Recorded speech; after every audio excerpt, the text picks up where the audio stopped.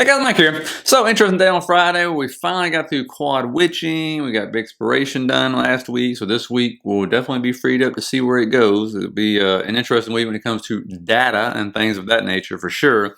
But today we're going to tackle your questions. You guys asked about a lot of stocks, which we'll get into. The semiconductors, Carvana, Pepsi, and there's another one, as well as questions about the Fed and what stocks, if there is any, are still undervalued, cheap maybe is a word to use. I believe that was in the question. And I'll definitely get your your input on that right there. I want to see what you think about that because I already know some of the answers, what some of the answers are going to be.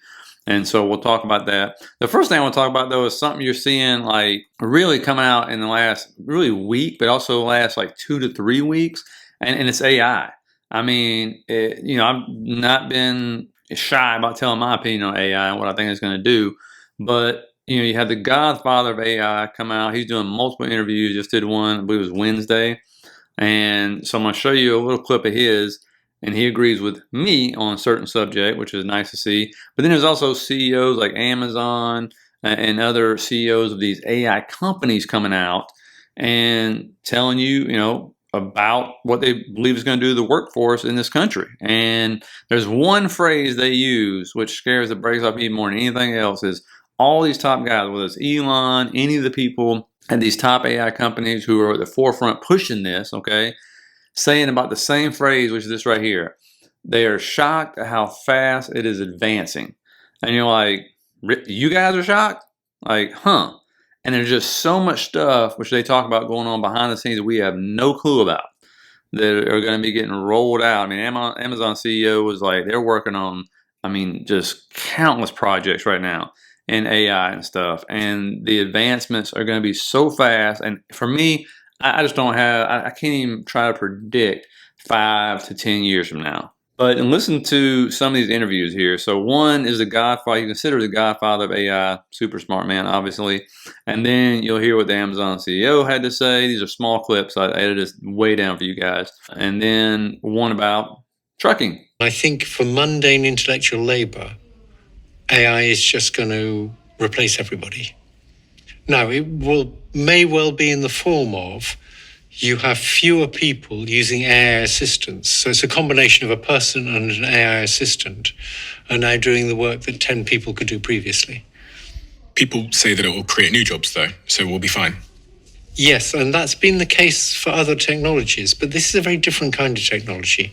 If it can do all mundane human intellectual labor, then what new jobs is it going to create? You'd have to be very skilled to have a job that it couldn't just do. So I don't think they're right. Amazon CEO Andy Jassy says artificial intelligence will lead to a reduction of its corporate workforce eventually over the next few years. He wrote in a memo to employees that they should figure out, in his words, how to get more done with scrappier teams. The most common job in 29 states is still being a truck driver. You have robot trucks just now hitting the highways. They'll be gone. Dario Amodei, the CEO of Anthropic, said, look, we're going to automate away a lot of the entry-level white-collar jobs. And he's right, because I talked to executives at these companies who are doing exactly what Andy Jassy is talking about at Amazon, looking around saying, hey, guys, instead of hiring a bunch of 22-year-olds, maybe we should have AI do that work. So I fear for the next generation because all of the experience that maybe we got in our 20s and 30s, there might not be that kind of ladder available to them. And then this is the CEO of Anthropic. He's been all over the place the last 2 or 3 weeks, giving interviews and just saying basically whatever I was saying is it's going to replace us. I mean, there's just no ifs, ands, or buts about it. And the scary part is when you look at it, you already know what's going to happen, and they're telling the truth because this has already happened on the manufacturing side. We've already automated hundreds of thousands and millions of workers out of the manufacturing side. And of course, our government officials get paid illegally or bribed illegally to get out the way or to accelerate if the companies want to. So this right here has already happened on manufacturing. So now it's going to hit white collar, which is usually good paying jobs as well. And the bad thing is you got a government who literally most of them don't even know what the difference between an iPhone and an Android is. So let alone going to have the capabilities to even regulate something like this. And they will and have already been bribed to stay out of the way. How do I know that? Because this bill, the tax bill they're trying to get passed, they decided they're going to stick a little clause in there to take states' rights away And then we find out from these morons up there in DC, admittedly coming out on TV saying, when they were asked about this clause I'm going to show you, they didn't even read the bill before they voted for it. And if they would have saw that clause, because these big bills get all these clauses and certain things stuck in there that nobody sees because these people are too lazy to even read the bill. Or at least that's what they wanted to claim they didn't do. But when you look at this freaking thing right here, you can see a AI moratorium sparked a GOP battle. And what they did was they want to do 10 years of moratorium where states cannot regulate AI, basically. And we don't even know what this is going to entail in the first place. But they're just trying to say at the federal level they can do it. And then there's a 10-year moratorium on state laws regulating AI models and systems. Which, of course, is ridiculous because just like manufacturing, some states are heavy in manufacturing, some states are not. And so AI is going to affect all the different states differently, okay? And so like states that depend on agriculture probably won't be affected as much, right? But you should see, especially cities that are heavy white collar get affected a lot more, and to actually prohibit them from trying to regulate that is ridiculous. That's the whole point in the United States when we have 50 states and each state makes their own laws differently and whatever. But that right there, and then of course, people, I didn't read the bill. I would have never voted for that. Take state rights away. But why do you think they got stuck in there? You think somebody just woke up one day and said, I think I'm going to put this in here? And people got wrote checks. Here you go. I need you to do that for us so we can get this going. The other thing is you have a government, which nobody's talking about this, that doesn't even believe in monopolies anymore. A company we have surgery for can get 90% of a certain area captured. And, they go, that's not a monopoly at all. And what do you think AI is going to do? I showed you how expensive the chips are, all the equipment. What do you think is going to happen to small businesses? They already have a problem competing now. Can you imagine when AI starts to really kick in, all these other companies are able to get rid of their people and cut their largest expense, and they have more money to pile into this? How are smaller businesses going to compete? Medium-sized businesses? There's just no way. Because they'll actually be having humans doing what they're doing. The other freaking companies, we know who they are going to have supercomputers and these AI models. Amazon's coming up with a boatload of them, right? How are people going to compete against that? You can't. That's the whole point in it. So, I don't know, scary times. Let me get your thoughts. And for me, I'm not worried about it personally. For me, I'm more worried about it for my son. I mean, what is it? Because, he'll be almost 9 more years before he can even go to college or be an adult. I mean, where are we going to be in 10 years? I mean, put down about where do you think we're going to be in 10 years when it comes to AI and what AI is actually doing? Okay, that's what I want to know. Anyway, coming on to the first question here. Says, would love to get your take on semiconductor stocks and how much more they have left in the tank. Specifically, what are you watching for in this sector? And again, just looking at the charts, I mean, sure, they can continue to go up. As long as the market's going to continue to go up, absolutely. If the market pulls back, they'll pull back. But as we talked about, they've all come up into a level of resistance or been able to retest that resistance and break through. MU did it right there. You can see now it's pushed up that golden pocket. It's got earnings coming up, I believe on Wednesday or Thursday, if I'm not mistaken, this week. And so it's in that golden pocket with a gap right above it right there. It looks like when you look at that chart, you go, wow, it's kind of overdue for some form of a pullback, isn't it? And if it does, 110, 114 would be where it would flip resistance into support, even though when you zoom in, it actually kind of did that right there when you got that next burst up. And now it's just kind of consolidating right there, right below that gap. And so, sure, there's more room up. I mean, I'd like to see a pullback in some of these for sure. Taiwan Semiconductors, there's all-time highs to the left. But you can see this one right here is trying to make it through that area of resistance. Couldn't hold it. But again, yeah, it still has room up to go for sure, no doubt. And it has a gap right up there to 220.72, I believe it is, that it still hadn't filled. ARM we talked about right there, is still consolidating right there above. What's an area where you've seen rejection before, multiple times, okay? And so if it can hold here, great. It's going to push higher, there's no doubt about that. In some of these, you can tell the levels if they pull back where you want to watch for the pullback, for sure. There's no doubt about it. ASML is a very pop one right here.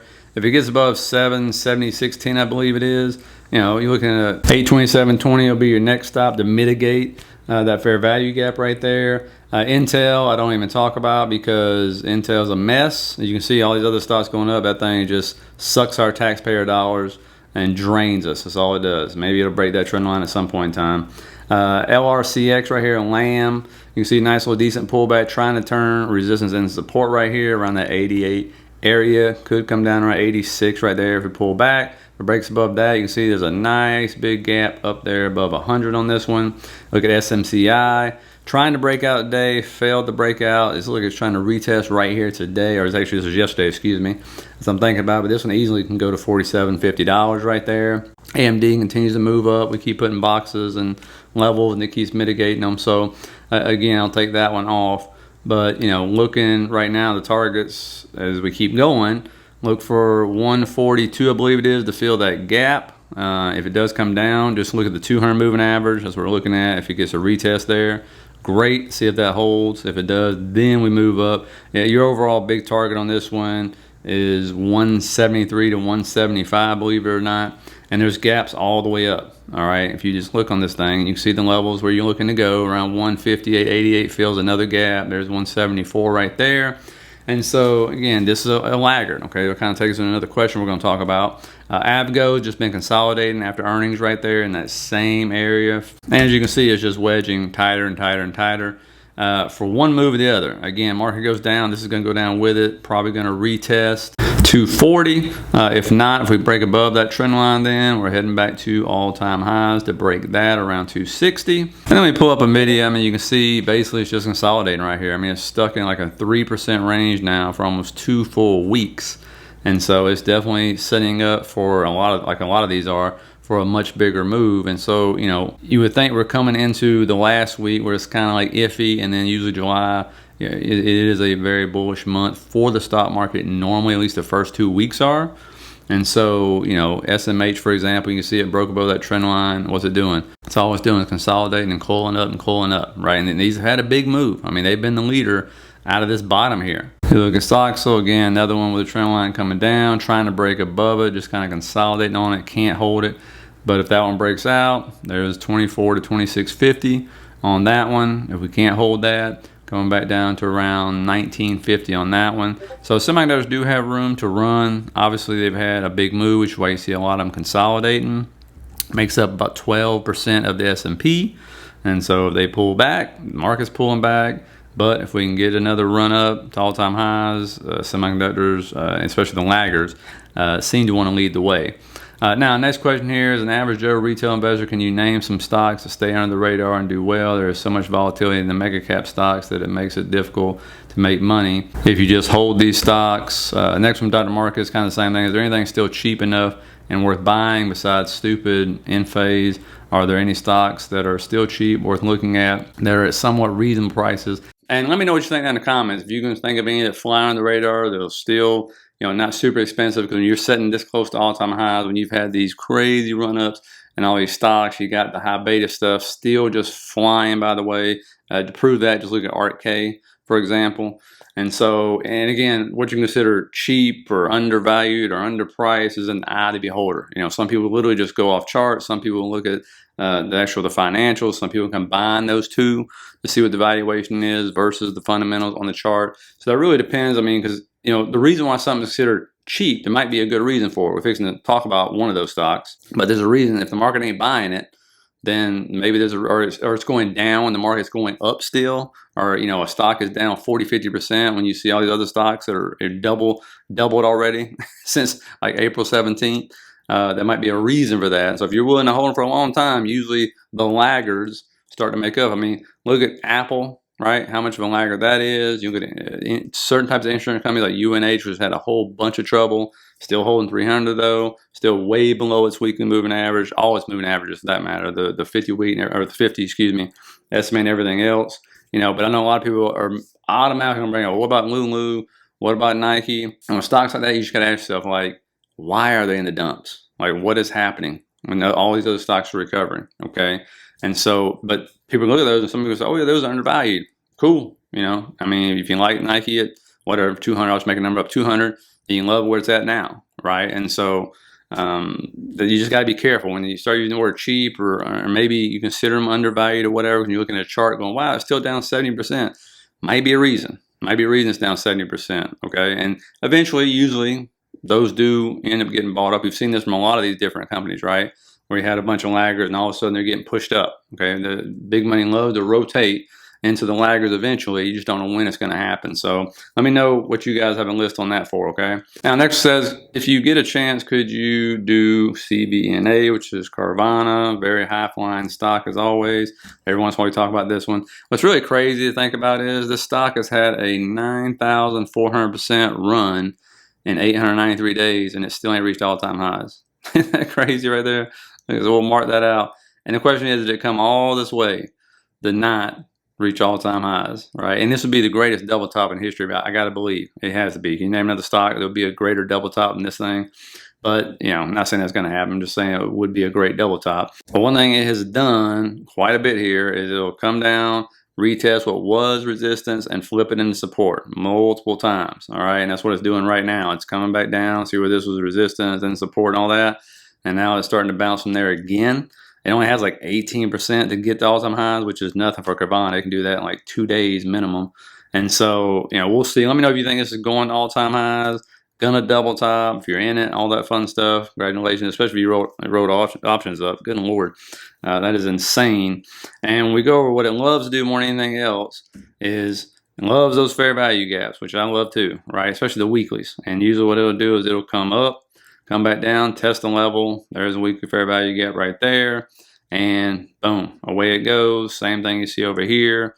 Coming up, coming down, weekly fair value gap right here. That's where you get a massive bounce from it right here. So if we do break that white line right there and it comes down, there are clearly some weekly fair value gaps, even a 2-week fair value gap that it can bounce from right there as it comes in, tests some support where the fair value gap is, and gets a bounce if that's the case. If not, obviously once it breaks like 337, then it's going to 375 for sure. You know, I mean, obviously this will go with the market. It usually does not go against the market. Honestly, I mean, when it's like when we sold down, like it sold down big time, right? And then just got this crazy bounce back up. But when you look at this one, the reason why, again, it can do this, for those who aren't familiar with Carvana, it's not some, you know, high float stock, right? I mean, it's just not. And there's a lot of shorts that like to pile into it. It's only 122 million float, for God's sakes. Total of 130 million, 4 million shares outstanding. Next one here says, can you give thoughts on what the heck is up with Pepsi? This is one of the ones I was talking about, right? We talked about it probably a month, 2 months ago, whatever it was. Again, it was at this long-term trend line, goes back to 09, still sitting at that long-term trend line, horizontal support, just sitting there consolidating. That's all it's doing. Not doing much of nothing, right? And so eventually, does this one finally start to get money rotated back into it? It's in a major discount zone right here. Or is it finally going to break this trend line, right? And so if it definitely breaks the trend line, it's going to that 0.79 fib for sure, I think. No doubt. Again, I wouldn't touch it till it gets above the 50 moving average. That's just me, because it still can't seem to hold that. And so if you finally get that, I mean, since we talked about this, it literally has been doing nothing. I mean, this is a weekly chart, so it's been a minute. And so again, when I talked about this the last time, I told you the divergence between it and Coke is just shocking, and it rarely happens. And sometimes you get these divergences where they'll finally, kind of what you're seeing with Apple and Microsoft, they'll get closed out. You know, I mean, you see Coke kind of sitting there consolidating at the top. It's not really doing much at the top either, but huge divergence. And I showed you where, you know, 95% of the time, they're going with each other in the same direction. Not same percentages, but same direction. And the last time we saw a divergence was there in the 2000s, but Coke was actually not doing anything, and Pepsi was going up, and then eventually you see Coke catch up.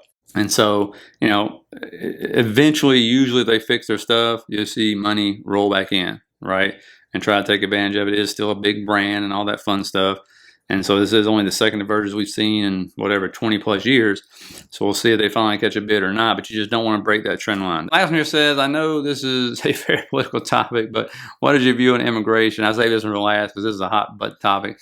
I may be mistaken, but it sounds like you are against deporting people who are here illegally, plus just for fun. How would you fix the problem? Thanks, Mike. I hesitate on even answering this question, but I said, what the heck?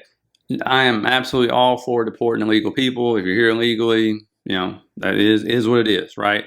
I am for due process to make sure we are deporting people who are illegal and not deporting people here who are actually here illegally. Okay, that is another thing I believe in. Two, and I don't want to be hypocritical about this, but if I was one of these people, I would be coming here illegally too if I had to, depending on where they're coming from. But some of these areas, no doubt, I would be leaving those areas. I would try to get here legally, but of course, I know we all know the system's broken, so that would never happen for me. And so, you know, it's like it won't happen for those people. So, of course, yes, I would have to come in here, illegally. And why? Because the United States is the greatest country on earth. There's more chance of prosperity here than anywhere else in the whole world. Okay, that's just the way it is. We got plenty of problems, but still the greatest chance for that. Okay. And so I don't want to be hypocritical and say I wouldn't come as I would. I mean, let me be honest, in the comments, like, you wouldn't? Like, if you were stuck in some, place where the cartel's running everything and it's crazy, high crime and all this mess you see out there, and there's no other choice for you, yeah, I mean, I'd have to do what I have to do, and of course I'm going to reap if I get caught, it is what it is. You know what I'm saying? So you got to reap those repercussions or whatever. But also, again, I'm hoping at some point in time when people go to these town halls and everything, they start holding these freaking politicians' feet to the fire and say, how would you fix this? It's great to deport everybody. That's wonderful. But we need a legal immigration system that works a whole lot faster, that doesn't have these backlogs that it has right now. And, they need to start changing stuff, figuring this out, because unless you want to build a whole wall all the way around us and saying nobody else is coming in, which means our growth would go, see you later, right? Then you got to have immigration. That's just the way it is. Like, we're short doctors, we're short nurses, we're short all kinds of stuff. We're just not having enough kids, so you got to have it. And it's not rocket science. It really isn't. There's a way to fix the system. I do, trust me. I have like a whole plan in my head of how I would actually fix it, but that takes time. One thing I would be doing is working with Mexico a whole lot. Like, if you want to fix this whole China issue, you get with Mexico and you figure out what can we make in Mexico that we don't need to make in China. It might be a little more expensive, that's fine. And instead of worrying about our southern border, which you need to, that's fine. I'd be worried about their border. All right, let's figure out what can we have to do to keep people from coming up from these other countries, right? Help them with that. Start figuring out how to start expanding more, right? Plants down there, companies down there versus going to China, all right? Because that would keep people in there, right, working more. So, and again, I'm not saying it would be easy to do. I'm just saying it ain't rocket science. We can get it done, all right? And again, we put people on the moon. I think we can figure this one out, okay? So anyway, that's just my thoughts. Let me know your thoughts in the bottom, everything. Tomorrow we'll set up for the week. Should be a very interesting week, to say the least. Please hit that like, subscribe button on your way out. Hope you enjoy the rest of your weekend, and I'll see you guys tomorrow.